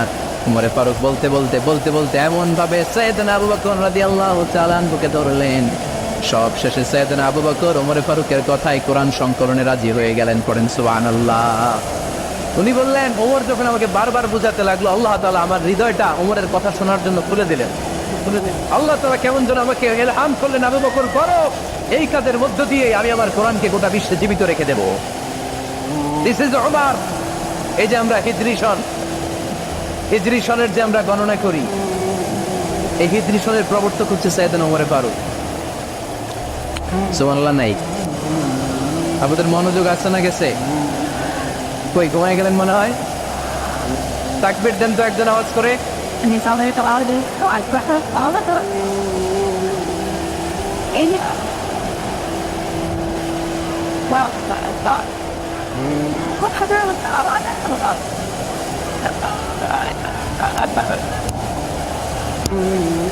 মাশাআল্লাহ মাশাআল্লাহ। বসেন বসেন, এখনই শেষ করে দেব কিছু সময়ের মধ্যে, আমরা একসাথে বিদায় নেব ইনশাআল্লাহ। ওটা বসা করবেন না, ওটা বসা করবেন না, বসেন। সাইয়েদনা ওমরে ফারুক এই হিজরি সনের গণনা শুরু করেছে। সাহাবারা বলল, আমিরুল মুমিনিন, খ্রিস্টানদের ঈসাই সন আছে, আমাদের মুসলমানদের কোনো সন নাই। আমাদের একটা সন থাকলে আমাদের জিজিয়া নিতে, আমাদের যাকাতের টাকা উত্তোলন করতে অনেক সুবিধা হবে। ওমর ফারুক বললেন, তাহলে কোন সালকে হিজরি, কোন সালকে মুসলিম সাল হিসেবে আমরা ঘোষণা দিতে পারি? একজন বলল, আমার নবী যেই সালে জন্মগ্রহণ করেছেন ওই সালে। ওমর ফারুক বললেন, না, আমার নবীর জন্ম আমাদের জন্য খুশির দিন, কিন্তু এটা আমাদের জন্য প্রেরণা নয়। প্রেরণা নবীর কাজে, ঠিক কিনা? আরো কিছু সাহাবারা বললো, তাহলে যেই সালে আমার নবী ইন্তেকাল করেছে ওইটারে প্রথম সাল ধরেন। ওমর ফারুক বললেন, না, যেদিন তিনি ইন্তেকাল করেছেন এটা আমাদের দুঃখের দিন, এটা আমাদের প্রেরণা নয়। আমাদের প্রেরণা হচ্ছে বিশ্বনবীর ত্যাগ, তিতিক্ষা আর কাজের মধ্য দিয়ে। জোরে কোন ঠিক কিনা? ওমর ফারুক বললেন, যেদিন বিশ্বনবী ইসলাম রক্ষায় নিজের মাতৃভূমি ছেড়ে মক্কা থেকে মদিনায় গিয়েছেন, ওই দিনটাকে হিজরি প্রথম দিন ধরে আমরা হিজরি সাল গণনা করে শুরু করে দিব। ওইটাই হচ্ছে হিজরি সন। সেখান থেকে হিজরি সনের প্রবর্তন। করেছেন সাইয়েদনা ওমর ফারুক রাদিয়াল্লাহু তাআলা আনহু। এই যে স্টেট গভর্নমেন্ট, এই যে প্রিজন, জেলখানা, ক্যান্টনমেন্ট, সচিবালয়, গণভবন, বঙ্গভবন, মুক্তিযোদ্ধাদের ভাতা, রাষ্ট্রীয় ভাতা, এই সব নিয়মকানুন সাইয়েদনা ওমর ফারুক তার রাষ্ট্রীয় আমলে তিনি নিজে করেছেন। চিল্লায় পড়েন আল্লাহু আকবার। আল্লাহ বললেন, ও ফেরেশতা কুল সবাই আমার আদেশ মোতাবেক আদমকে সেজদা করো। সবাই সেজদা করলো, একজন ছাড়া, সে কে? আরো জোরে বলেন, অস্বীকার করলো, ওয়াস্তাকবার, অহংকার দেখালো, ওয়া কানা মিনাল কাফিরিন, কাফিরদের অন্তর্ভুক্ত হলো, জাহান্নামীদের সর্দার হলো। কয়টা সেজদার আদেশ? আওয়াজ করে বলেন, কয়টা সেজদার আদেশ অমান্য করছে? সেজদা কয়টা দেয় নাই? আপনি দেন নাই কয়টা? হ্যাঁ, আমরা দেই নাই কয়টা? এক সেজদা না দিয়া জাহান্নামীদের লিডার। আমরা সেজদা মিস করছি কয়টা? কয়টা? মুসলমান সেজদায় লুটিয়ে পড়তে হবে একজনের খুশির জন্য, তিনি কে? তাহলে কোরআনকে যে প্রশ্ন করেছি, কোরআন সব উত্তর দিয়ে ফেললো। কোরআন আমাদেরকে জানিয়ে দিল, তোমরা সবাই আল্লাহর নৈকট্যপ্রাপ্ত বান্দা হতে চাও, আল্লাহর কাছের বান্দা হতে চাও, তাহলে ওয়াসজুদ, কি করো? সবাই বলে নাই, আওয়াজ করে বলছো, বলো মুসলমান, ওয়াসজুদ মানে কি? সেজদা করো। সেজদা করলেই আল্লাহর কাছে যাওয়া যায়। মনের যত জ্বালা যন্ত্রণা দুঃখ ব্যথা আপনি সেজদায় পড়ে আল্লাহরে বলেন। কোনো ভায়া লাগবে না, কোনো মিডিয়া লাগে না, কোনো সিরিয়াল লাগে না, কোনো অ্যাপয়েন্টমেন্ট লাগে না। ডাকতে দেরি, ডাকে সাড়া দিতে দেরি হয়। আমি দেখেছি তোমরাই বেশিরভাগ হবে জাহান্নামের লাকড়ি, তোমরাই বেশিরভাগ জাহান্নামের লাকড়ি হবে। এই কথা শুনে ফাকামাত ইমরাআতুন মিন ওয়াসাতিহিন, এক নারী দাঁড়ালো, নারীদের মাঝখান থেকে এক নারী দাঁড়িয়ে হাত তুললো। জাবির ইবনে আব্দুল্লাহ বলেন, নারীটি যখন দাঁড়ালো আমি দেখলাম সুফাআউল খাদ্দাইন, এই নারীর গালের মধ্যে ফুটফুট কালো দাগ। গালের মধ্যে কি? কালো দাগ। তোনার চেহারা যদি খোলা না থাকতো গালের কালো দাগ দেখা যেত? কথা বলেন না কেন? এই দলিলগুলোর আলোকে ইমাম আযম আবু হানিফা রাহিমাহুল্লাহ উনি মত প্রকাশ করেছেন জরুরি প্রয়োজনে এই ফেস খোলা রাখা যায়। সহিহ বুখারীর আরেকটা হাদিস শুনেন, বর্ণনাকারী আব্দুল্লাহ ইবনে আব্বাস রাদিয়াল্লাহু তাআলা। হজের দিন আল্লাহ রাসূল সাল্লাল্লাহু আলাইহি সাল্লাম উটের উপরে বসা, পেছনে চাচাতো ভাই ফদল ইবনে আব্বাস। ইয়ামুন নাহারে এক নারী আসলেন, সুন্দরী নারী, রূপবতী, অসাধারণ সুন্দরী নারী। এসে বললেন, ইয়া রাসূলুল্লাহ, আমার একটা প্রশ্ন আছে। এই নারী এতই সুন্দরী ছিল, ফদল ইবনে আব্বাস বারবার নারীর দিকে তাকাতে লাগলেন। আল্লাহ হাবিব সাল্লাল্লাহু আলাইহি ওয়াসাল্লাম, ফদল চেহারাটা ঘুরাও, এরকম বলে ফদলের চেহারা ঘুরাই দিলেন। ফদল আবার তাকালেন। আল্লাহ হাবিব সাল্লাল্লাহু আলাইহি ওয়াসাল্লাম বললেন, ফদল চেহারাটা ঘুরাও। উনি আবার তাকালেন। আল্লাহ হাবিব সাল্লাল্লাহু আলাইহি ওয়াসাল্লাম বললেন, এই ফদল চেহারাটা ঘুরাও। দেখেন, নারীকে একবার বলতেছেন, এই মেয়ে তুমি সুন্দরী নারী, দেখো না ছেলেরা তোমার দিকে তাকায় আছে, চেহারাটা ঢাকো। বলছেন একবারও? কথা বলেন না কেন? বলেন নাই, বরং ফদল ইবনে আব্বাসকে চেহারা ঘুরাতে বলেছেন। তার মানে সব দায় দায়িত্ব নারীদের উপর বর্তায় না, পুরুষদেরকে নিজের দায়িত্ব নিতে শিখতে বলেছেন বিশ্বনবী সাল্লাল্লাহু আলাইহি ওয়াসাল্লাম। আমাদেরও দায়িত্ব আছে না নাই?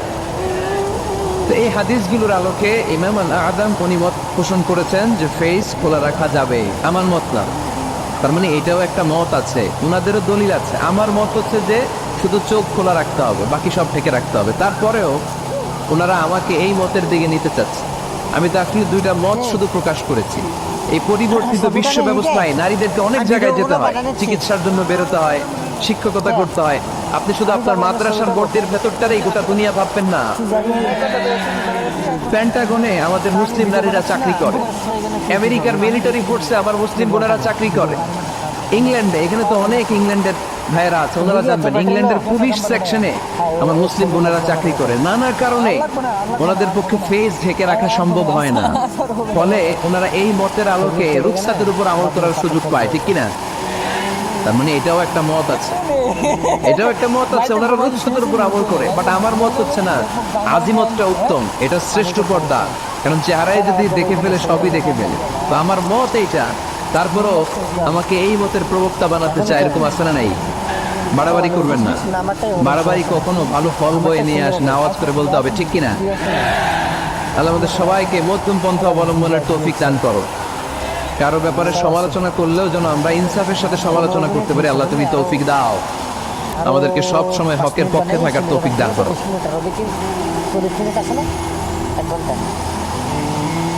Wolves TV 24. Enjoy by listening to the Holy Quran. এটা হচ্ছে পরিবার। আলোচনার বিষয় কি? সবাই বলতে হবে আলোচনার বিষয়। আমাদের পরিবার আছে না, পরিবার হচ্ছে শান্তির নীড়। যার পরিবার নাই সে নীড়হারা পাখির মতো, ঠিক কিনা? এর সেবা করার কেউ নাই, এর খোঁজ খবর নেয়ার কেউ নাই, একে ভালোবাসার কেউ নাই। পরিবারের ভেতরে আছে ভালোবাসাবাসী, পরিচর্যা, অসুস্থ হলে সেবা শুশ্রূষা, যত্ন আত্মি। আমরা একটা প্রশান্তির জায়গা খুঁজে পাই পরিবারের ভেতরে, ঠিক কিনা? এজন্য আমি যদি জান্নাতে যাই, আমি চাই আমার পরিবারের সবাইকে নিয়ে যাব, ঠিক কিনা? নাকি আপনারা একা একা জান্নাতে যাবেন? একা একা জান্নাতে যেতে চান কারা কারা? দেখি হাত তুলেন। হ্যাঁ, ওই যে হাত তুলছে একজন। একা একা যাইতে আয় বালাদা, একা একা যাওয়া যাবে না, আমরা সবাই মিলে যাবো ইনশাল্লাহ। পড়েন। এজন্য রব্বুল আলামিন বলেন, ইয়া আইয়ুহাল্লাযীনা আমানু কু আনফুসাকুম ওয়া আহলিকুম নারা ওয়া কুদুহান নাসু ওয়াল হিজারা عليها ملائكة غلاظ شداد لا يعصون الله ما أمرهم ويفعلون ما يؤمرون। সুবহানাল্লাহ পড়েন। আল্লাহ ডেকে বললেন, ও বিশ্বাসীরা শোনো শোনো, তোমরা নিজেদেরকে জাহান্নামের আগুন থেকে বাঁচাও, নিজেদের পরিবার বর্গকেও ওই জাহান্নামের আগুন থেকে বাঁচাও, যেই জাহান্নামের রক্ষী ফেরেশতারা খুব নির্দয়, খুব নির্মম, এদের চেহারায় হাসি নাই। রব্বুল আলামিন তাদেরকে যা আদেশ করে তারা তাই পালন করে। ওই ফেরেশতারা আল্লাহর কোনো আদেশের অবাধ্য হয় না। ওই জাহান্নামকে ভয় করো, আর জাহান্নাম থেকে নিজেও বাঁচো, নিজের পরিবারকেও বাঁচা। নিজেও বাঁচতে হবে, পরিবারকেও বাঁচাতে হবে। নিজেও জান্নাতে যেতে চাই, আব্বা আম্মা স্ত্রী সন্তান ভাই বোন সবাইকে নিয়ে জান্নাতুল ফেরদাউসে থাকতে চাই, ঠিক কি না? এজন্য রব্বুল আলামিন বিশ্বনবীকে আদেশ করলেন, ওয়ামুর আহলাকা বিসসালাতি ওয়াসতাবির আলাইহা। ও নবী, আপনি আপনার ফ্যামিলির সদস্যদেরকে সালাতের আদেশ করেন এবং নিজেও সালাত পালনে সচেষ্ট হন। একা একা সালাত পালন করলে হবে না, আপনার পরিবারের সবাইকে আপনি মুসল্লি বানান। নিজেও সালাত পড়েন, সন্তানদেরকেও সালাত কায়েমকারী বানান। আপনি একা একা নামাজ পড়েন, আপনার ছেলে নামাজ পড়েন, এরকম আছে না নাই? বাবা নামাজ পড়ে, মা নামাজ পড়েন, আছে না নাই? ভাই নামাজ পড়ে, বোন নামাজ পড়েন, আছে না নাই? আচ্ছা, আমি জান্নাতে থাকবো, আমার মা থাকলে জাহান্নামে, এটা ভাল লাগবে? আমি থাকবো জান্নাতে, আমার আব্বা জাহান্নামে, ভাল লাগবে কার কার? আমি থাকবো জান্নাতে, আমার ছেলে মেয়েগুলো জাহান্নামে। আমি জান্নাতের নাজ নিয়ামত ভোগ করবো, আমার স্ত্রী থাকবে জাহান্নামের আগুনে, এটা আমাদের ভালো লাগবে? এজন্য মুমিন পরিবারের সবাই আমরা জান্নাতে যেতে চাই। আমিও যাব, মা বাবাও যাবে, আমার স্ত্রী সন্তানরাও যাবে। এজন্য রব্বুল আলামিন বিশ্বনবীকে বললেন, নবী নিজেও জাহান্নামের আগুন থেকে বাঁচেন, আপনার পরিবার বর্গকেও জাহান্নামের আগুন থেকে বাঁচান। নিজেও বাঁচেন, পরিবারকেও বাঁচান। এজন্য মুসল্লি ভাইরা সাবধান, একা মুসল্লি হয় না। ইসলাম পালনকারীরা সাবধান, একা ইসলাম পালনকারী হবেন না। ফ্যামিলির সবাইরে মুসল্লি বানাইতে হবে, সবাই মিলে ইসলাম পালন করতে হবে, সবাই মিলে ঘরটার একটা জান্নাতের টুকরা বানাতে হবে, ঠিক কি না? মুমিন জীবনে পরিবারের গুরুত্ব অনেক বেশি। ফ্যামিলি হচ্ছে এই পৃথিবীর সর্বপ্রথম ইনস্টিটিউশন, প্রতিষ্ঠান। এক একটা পরিবার এক একটা কি প্রতিষ্ঠান, ইনস্টিটিউশন। গোটা বিশ্বে যদি ইসলাম পালন নিষিদ্ধ হয়, আমার পরিবারে আমার ইসলাম পালনের সুযোগ আছে না নাই? কথা কি বুঝতেছেন? বাংলাদেশে ইসলাম পালন নিষিদ্ধ করে দেওয়া হলো, মসজিদে যাওয়া নিষিদ্ধ করে দেওয়া হলো, তাফসীর মাহফিল নিষিদ্ধ করে দেওয়া হলো, জুমার খুতবা নিষিদ্ধ করা হলো, ইসলামের সব অনুশাসন পালনকে রাষ্ট্রীয়ভাবে নিষিদ্ধ করা হলো। কিন্তু আমার পরিবারের ভেতরে ইসলাম পালনের সুযোগ আছে না নাই? আমার বেডরুমের ভিতরে কেউ নিষিদ্ধ করতে পারবে কিছু? কথা বলেন। এজন্য গোটা বিশ্বেও যদি ইসলাম পালন নিষিদ্ধ হয়, আমার পরিবারে ইসলাম পালনের সুযোগ আছে না নাই? এজন্য পরিবার অনেক গুরুত্বপূর্ণ। মুমিন পরিবার এটা আল্লাহর পক্ষ থেকে নেয়ামত। আর মুমিন পরিবারে ভালোবাসার ভিত্তি হচ্ছে ঈমান। মুমিন না হলে মুমিন পরিবারের সদস্য হওয়া যায় না। নূহ আলাইহিস সালাম আল্লাহরে বললেন, আল্লাহ এই মহাপ্লাবনে আপনি আমার ছেলেকে মারবেন না। ইন্নাহু মিন ইবনি, নিশ্চয়ই এই ছেলেটা সে আমার সন্তান, আমার ঔরসজাত। আল্লাহ বললেন, না নূহ, তুমি ভুল বলেছো, সে তোমার সন্তান নয়। ঔরসজাত হলেই সন্তান হয় না। ঈমান আনার আগে চিল্লায় বলেন, ঠিক কি না? নূহ আলাইহিস সালামের এই মহাপ্লাবন, নূহ আলাইহিস সালামের সন্তান কানাআনকে রক্ষা করতে পারে নাই। এজন্য মুমিন পরিবারের ভালোবাসার ভিত্তি হচ্ছে ঈমান। আওয়াজ করে বলতে হবে। বিশ্বাসীদের পরিবারের ভালোবাসার ভিত্তি কি? আরে জোরে বলেন, ভিত্তি কি? পাতলা বল। এই জন্য আমাদের পরিবারগুলো আমাদের পাতলা জন্য বলে খেলা রহমত। যায়নি। আমাদের পরিবারগুলো আমাদের মার, জন্য মার, মার, আল্লাহ মার। তাআলার পক্ষ থেকে মার্সি, ব্লেসিংস এন্ড বাউন্টিজ। এই পরিবারের বন্ধন যেন কখনো নষ্ট না হয়। আমরা যেন পারিবারিক সম্প্রীতি, ভালোবাসা কখনো নষ্ট না করি। এখন ওয়েস্টের ধাক্কায়, পাশ্চাত্যের কালচারের ধাক্কায় আমাদের পরিবারগুলো নষ্ট হতে শুরু করেছে, ঠিক কিনা? আপনি খেয়াল করে দেখবেন, পাশ্চাত্য এখন পরিবারগুলোর খুব মারাত্মক অবস্থা, বহুত পারিবারিক ব্যবস্থা এদের। এদের পরিবার টেকে না, এরা তো বিয়েই করে না। এরা বিয়ের চেয়ে বেশি পছন্দ করে লিভ টুগেদার। আছে না নাই? বিয়ে করে না, লিভ টুগেদার পছন্দ করে। ফ্রি সেক্স, অবাধ যৌনাচার, হোমোসেক্সুয়ালিটি, সমকামিতা, ছেলেতে ছেলেতে বিয়ে, মেয়েতে মেয়েতে বিয়ে।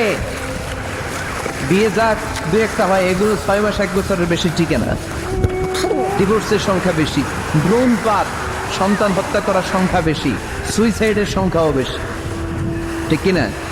রাইফেল একটা নিয়ে বের হয়ে রাস্তায় 4-5 জনকে শুট করে নিজের মাথায় নিজে গুলি করে নিজেও মরে যায়। কেন যে এগুলা করছে সে নিজেও জানে না। এরকম বিকৃত মস্তিষ্কের লোক পাশ্চাত্যে আছে না নাই? কারণ এদের পরিবার নাই, কারো বাবা আছে মা নাই, কারো মা আছে বাবা নাই।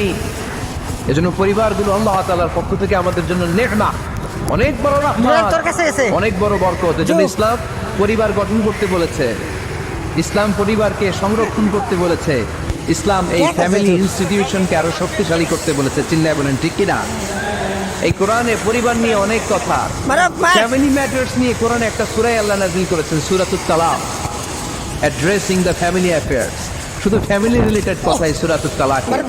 আবার একটা পরিবার আল্লাহ তাআলার কাছে এতটাই প্রিয় ছিল, ওই পরিবারের নামে আল্লাহ কোরআনে একটা সূরাই দিয়ে দিয়েছেন, সূরাতু আলে ইমরান।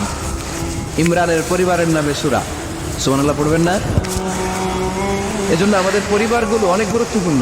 আমরা বুঝি না, আমরা পরিবারের সম্প্রীতি, ভালোবাসাকে অটুট রাখার ব্যাপারে সচেতন থাকি না। কিন্তু ইসলাম এই পরিবার সংরক্ষণে অনেক গুরুত্ব দিয়েছে। আমাদের পরিবারগুলো সুখী হোক, সমৃদ্ধ হোক, শান্তিময় হোক, আমরা চাই কি চাই না? আওয়াজ করে বলেন না, চাই কি চাই না? এজন্য আজকের আলোচনার বিষয় হচ্ছে পরিবার। সুখী পরিবারের ফর্মুলা আজকে আপনাদেরকে শোনাবো, কি করে পরিবারকে সুখে রাখতে হয়, শান্তিতে রাখতে হয়। কোরআনের আলোকে শুনতে চান? শুনতে চান সবাই? কষ্ট হচ্ছে না তো? নাকি স্লোগান দিতে চান? স্লোগান চান কারা কারা দেখি? স্লোগান দাও তো একজন, আওয়াজ করে।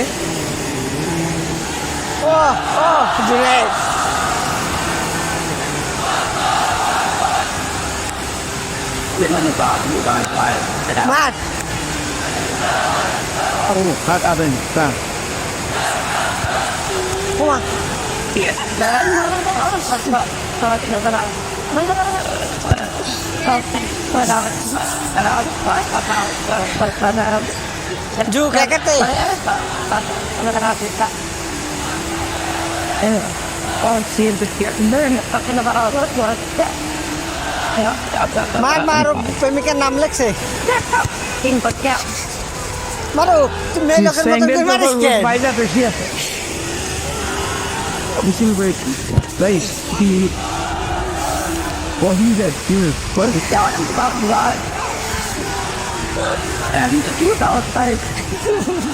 বলা হারালো গেছে।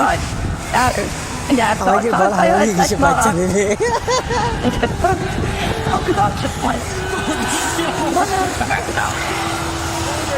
কি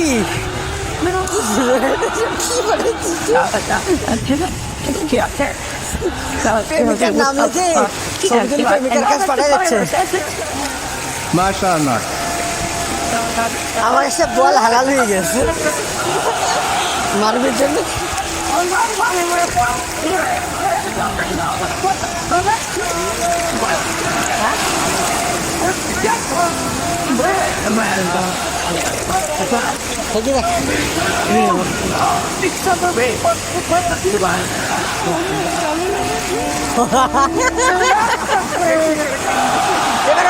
আমি ওইখানে মাশাআল্লাহ, সুবহানাল্লাহ। আল্লাহ স্লোগানগুলোকে তুমি কবুল করো। তখন আমি ভিডিও বানাচ্ছিলাম, স্লোগান হয়ে গেছে, খুশি সবাই? খুশি?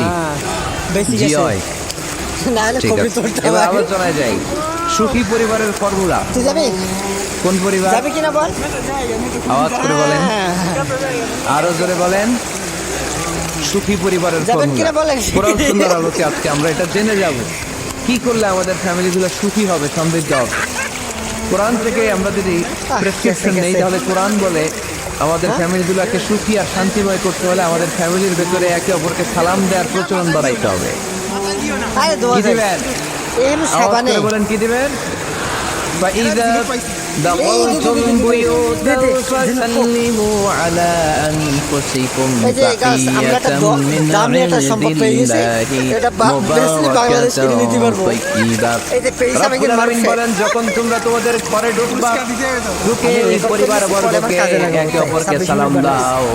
এটা আল্লাহর পক্ষ থেকে অভিবাদন পদ্ধতি, এটা বরকতময়, এটা পবিত্র। করবে? সুবহানাল্লাহ পড়ে। শেষ। ইদা দাখালতুম বুয়ুতান ফাসাল্লিমু আলা না, আনফুসিকুম। বুনে ঘরে একটা ঢুকেই কাজের সালাম কথা দাও। কন। সালাম আইফোন মানে শান্তি। 13 সালাম এত দেই না, দূর এজন্য চার্জ ঘরে শেষ শান্তিও হলি নাই। হয়।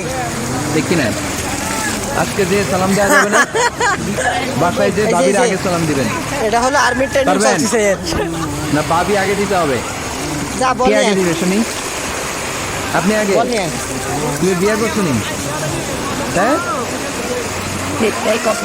গাড়ির চাবি ওখানে হয়েছিল নিজে আগে আগে সালাম দিবেন। জানিস না রাজি কোনটা আছেন? চাপতে হয়? ঘরে ঢুকেই সালাম। বড়টা বাবা দিবে চাপি। ছেলেকে সালাম, ছেলে দিবে বাবাকে সালাম। স্বামী দিবে স্ত্রীকে সালাম, স্ত্রী দিবে স্বামীকে সালাম, ভাই দিবে বোনকে সালাম, বোন দিবে ভাইকে সালাম। সালাম মানে শান্তি। সালাম নাই, এজন্য ঘরেও শান্তি নাই। চিন্তায় বলেন ঠিক কিনা? এই জন্য আল্লাহ বললেন, তোমার ঘরে যখন তুমি ঢুকবা, ফাইদা দাখালতুম বুয়ুতা ফাসাল্লিমু আলা আনফুসিকুম, তোমরা নিজেদেরকে সালাম দাও। তাহিয়াতাম মিন ইনদিল্লাহ, এটা আল্লাহর পক্ষ থেকে অভিবাদন পদ্ধতি। মুবারাকাতান তাইয়্যিবা, এই সালামের মধ্যে আছে বরকত, এটা পবিত্র। এজন্য ঘরে যদি আমরা সালামের প্রচার প্রসার বাড়াই, আমাদের ঘরগুলোর শান্তিময় করবে কে? এটা হচ্ছে নিজেদের ঘর। নিজেদের ঘরে ঢুকলাম, সালাম দিলাম। অন্যের ঘরে তো আর সালাম টালাম রাখবে না, না? অন্যের ঘরেও লাগবে। সে আদেশ কোরআনের ভেতরে আছে না নেই? রব্বুল আলামিন বলেন, ইয়া আইয়ুহাল্লাযীনা আমানু লা তাদখুলু বুয়ুতান গায়রা বুয়ুতিকুম হাত্তা তাস্তানিসু ওয়া তুসাল্লিমু আলা আহলিহা। সুবহানাল্লাহ পড়ে। আল্লাহ রেখে বললেন, ও ঈমানদার, ও বিশ্বাসীরা, অন্যের ঘরে যখন তোমরা প্রবেশ করবা, খবরদার প্রবেশ করার আগে অনুমতি নিয়ে নাও। অনুমতি নেওয়ার পাশাপাশি ঘরে ঢোকার আগে সালাম দিয়ে দাও। সুবহানাল্লাহ পড়ে। তাহলে নিজের ঘরে ঢুকি আর অন্যের ঘরে ঢুকি, ঢুকে কি দিব? আওয়াজ করে বলতে হবে, কি দিব? শরীর দুর্বল হয়ে গেছে। সালাম। আমি আপনাদেরকে সালাম দেই, উত্তর দেন, আসসালামু আলাইকুম ওয়া রাহমাতুল্লাহ। এবার আপনারা আমাকে সালাম দেন, আমি বুঝো উত্তর দিব। মার, যোগ। ওই যে, এই যে, বল মার। ওয়ালাইকুম আসসালাম ওয়া রাহমাতুল্লাহ। পাওয়া না, যাবে? ছেলেপিলে দুর্বল হয়ে গেছে। নাকি বলবেন আমি বউরে কেন দিন, উনি না আমার আগে দিবে? আমি জামাই, আমি স্বামী, আমি হাজবেন্ড। আচ্ছা হাজবেন্ডে কি বলেন সিলেটি ভাষায়? স্বামীরে জামাই, স্বামী বা জামাই। জামাই মার। বেচাইনি, জামাই। জোরে মার, জোরে। তো জামাই আগে দিবে না বউ আগে দিবে? হ্যাঁ বলেন, আমি আগে দিব। কে আগে দিবে? আমি। আগে আগে সালাম দেন। আল্লাহ হাবিব সাল্লাল্লাহু আলাইহি ওয়াসাল্লাম বললেন, সহিহ মুসলিমের বর্ণনা, সহিহ মুসলিমের বর্ণনা, আওয়ালা আদুল্লুকুম আলা শাইইন ইযা ফাআলতুমুহু তাহাবাবতুম। আল্লাহর হাবিব বললেন, আমি কি তোমাদেরকে এমন একটা ফর্মুলা জোরে শিখায় মার। দিব না, এই ফর্মুলা যখন তোমরা অ্যাপ্লাই করবে, মার। তোমাদের মধ্যে পারস্পরিক ভালোবাসা বাড়িয়ে দিবে কে? সাহাবীরা বললেন, ইয়া রাসূলুল্লাহ, অবশ্যই আপনি আমাদেরকে শিখায় দেন কোন সেই ফর্মুলা, যেই ফর্মুলা অ্যাপ্লাই করলে আমাদের মারুফ মধ্যে বলবে ভালোবাসা তেরা বেড়ে করি। যাবে। আল্লাহর হাবিব বললেন, আফশুস সালাম বাইনাকুম, নিজেরা নিজেদের মধ্যে সালামের প্রচার করো, প্রসার করো। দেখা হলে একে অপরকে মার। তোমরা বেশি বেশি সালাম দাও। আফশুস সালাম বাইনাকুম, নিজেরা নিজেদের মধ্যে সালাম দাও। গাড়িতে সালাম যাচ্ছে, নাই, বা ফোনে আসছে ভালোবাসা নাই। পাওয়ার ব্যাংক নিয়ে আসছি। সালাম নাই মার। ফলে আমার ঘরে শান্তি নেই। চার্জ নেই ফোনে। তাহলে ঘরে শান্তি আনার এক আরে নম্বর তুই ফর্মুলা কোথায় হচ্ছে আছিস? সালাম। চিল্লায় বলতে হবে সোজানগরের ভাইরা, জোরে মার। এক আল্লাহ, নম্বর ফর্মুলার নাম কি? সালাম। কেন তুই ছোটবেলায় সাইয়েদনা আদম আলাইহিস সালামকে যখন আল্লাহ তাআলা বানালেন পরে আল্লাহ বলেন না, আদম সিজদা করো, আদম কোরআন তেলাওয়াত করো, আদম জিকির করো, আদম জোরে জোরে তাসবিহ মার। করো। না, আল্লাহ প্রথম যে আদেশটা দিয়েছেন সেটা হচ্ছে সাল্লিম, আদম সালাম দাও। আদম কি দাও? সালাম দাও। আল বাদিউ বিসসালামি বারিউম মিনাল কিবর, আগে আগে যে সালাম দেয় তার অন্তর থেকে অহংকার উঠিয়ে নেয় কে? আমাদের অন্তরে অহংকার আছে না নেই? যাদের অন্তরে বেশি বেশি অহংকার, তার আমরা বেশি বেশি সালাম দিব। আমাদের হৃদয়টাকে অহংকার মুক্ত করে দিবে কে? সেই বুখারীর বর্ণনা, লাম্মা খালাকাল্লাহু আদম ওয়া কানা তুনুহু 60 যিরাআন, রব্বুল আলামিন সাইয়েদনা আদম আলাইহিস সালামকে যখন তৈরি করলেন 60 হাত লম্বা করে বানালেন। আবার আমরাও যারা জান্নাতের ভেতরে ঢুকবো, আমাদেরকেও সেদিন 60 হাত লম্বা করে বানিয়ে দিবেন কে? কয় হাত লম্বা হয়ে ঢুকবে জান্নাতে? 60 হাত। সাইয়েদনা আদম আলাইহিস সালামকে যখন আল্লাহ তাআলা বানালেন, বানিয়ে আল্লাহ তাআলা প্রথম যে আদেশটা করলেন সেটা হচ্ছে সাল্লিম, আদম সালাম দাও। কি দাও? সাল্লিম আলা উলাইকা নাফার, এই ফেরেশতাদের এই দলটাকে সালাম দাও।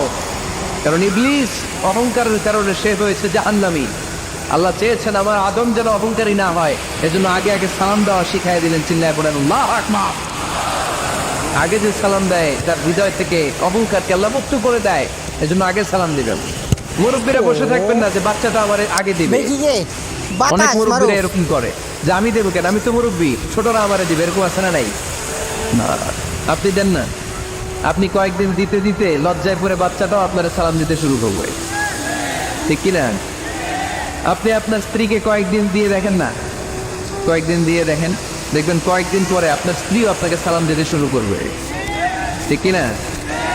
এজন্য ফ্যামিলিতে সুখ শান্তি আনার প্রথম মাধ্যম হচ্ছে সালাম। প্রথম মাধ্যম কি? সালাম দিন আর সালাওয়াতে থাকো। সালাম দিন আর কিসে থাকুন? সালাওয়াতে থাকুন। জান্নাতে যখন জান্নাতীরা যাবে, জান্নাতীদেরকে বারবার সালাম দেওয়া হবে। প্রতিটা গেটেই ফেরেশতারা সালাম দিবে। চিল্লায় পড়ে আল্লাহু আকবার। ফেরেশতারা বলবে সালামুন আলাইকুম সিবতুম খালিদিন। ও জান্নাতীরা আসেন, বসেন, আল্লাহর পক্ষ থেকে আপনাদের জন্য সালাম।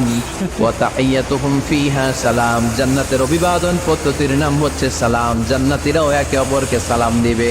সুবহানাল্লাহ পড়ে। জান্নাতে ঢুকলেই সালাম, জান্নাতে বসলেই সালাম, জান্নাতে একে অপরের সাথে দেখা হলেই সালাম। তাই যারা পরের ভিতরে জান্নাতি আমেজ উপভোগ করতে চান তারা একে অপরকে সালাম দিবেন। রাজি আছেন? সালাম দিন আর সালামতে থাকুন। ঘরে যারা জান্নাতি সুখ অনুভব করতে চান তারা সালাম দিবেন। তাহলে আজকে থেকে ঘরে সুখ সমৃদ্ধি আর শান্তি ফিরিয়ে আনার প্রথম ফর্মুলা আমরা জানলাম সালাম। চিল্লায় বলেন প্রথম ফর্মুলা কি? মনে থাকবে না বলে যাবেন? বাসায় যে আজকে সালাম দেয়া যাবে? সবাই পারবেন? মাশাআল্লাহ। 1 নম্বর পয়েন্ট শেষ। ঘরে শান্তি রাখার, রহমত রাখার 2 নম্বর পদ্ধতি হচ্ছে ঘরে ছবি টাঙিয়ে রাখবেন না। ছবি না, বিয়ের ছবি টাঙিয়ে রাখবেন না। মৃত আব্বা আপনার ছবি বাধাই করে টাঙিয়ে রাখবেন না। নেতা নেত্রীর ছবিও টাঙিয়ে রাখা যাবে না, এটা নিষেধ। রহমতের ফেরেশতারা আসে না, ঘরে ঢুকে না। ইন্নাল মালাইকাতা লা তাদখুলু বাইতান ফীহি তামাসিল ওয়া সূরা, যে ঘরে মূর্তি আছে আর ছবি টাঙিয়ে রাখে ওই ঘরে রহমতের ফেরেশতা প্রবেশ করে না। তো ঘরে যে রহমত নাই, শান্তি নাই, আপনি রহমতের ফেরেশতা আর ঢোকার ব্যবস্থাই তো রাখেন নাই। এত রহমত নিয়ে আসতে চায় কিন্তু ঢুকতে পারেন না, ওই যে ছবি টাঙিয়ে রাখছেন। এই জন্য সুজানগরের ভাইয়েরা, আমাদের সুজানগরে যদি কারো ঘরে বিয়ের ছবি, আব্বা আম্মার ছবি, ফ্যামিলি গ্রুপ ছবি বা নেতা নেত্রীর ছবি থাকে, আজকে খুলে ফেলা যাবে না? খুলে ফেলা যাবে মুসলমান? খুলে ফেলবেন। হ্যাঁ, আপনি ফ্যামিলি গ্রুপ ছবি রাখতে পারেন। আব্বা আম্মা ভাই বোন সবাই মিলে একটা গ্রুপ ছবি তুললে স্মৃতির জন্য রাখা যায়। এটা অ্যালবাম বন্দি করে রাখবেন, মাঝে মাঝে দেখবেন। দেখলে মৃত্যুর কথা স্মরণ হয়।